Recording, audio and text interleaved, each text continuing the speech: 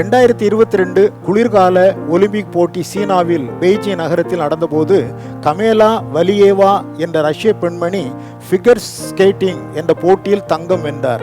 ஆனால் பின்பு அவர் தடை செய்யப்பட்ட ஊக்க மருந்து உட்கொண்டது கண்டுபிடிக்கப்பட்டு அவரிடமிருந்து தங்க மெடல் பறிக்கப்பட்டது, அமெரிக்க குழுவினரிடம் ஒப்படைக்கப்பட்டது. அடுத்த 4 ஆண்டுகள் எந்த போட்டியிலும் பங்கு பெறக்கூடாது என்கிற தடையும் விதிக்கப்பட்டது.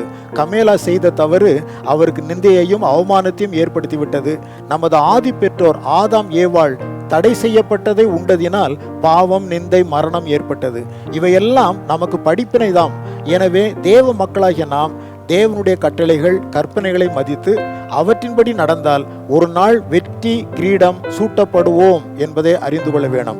நமது கிரீடத்தை நாம் இழந்து போக மாட்டோம். எனவே 2 தீமோத்தேயு 4:7-8 அப்போஸ்தலர் கூறுகிறபடி நல்ல போராட்டத்தை போராடி ஓட்டத்தை முடித்து கிரீடத்தை உறுதிப்படுத்திக் கொள்வோம்.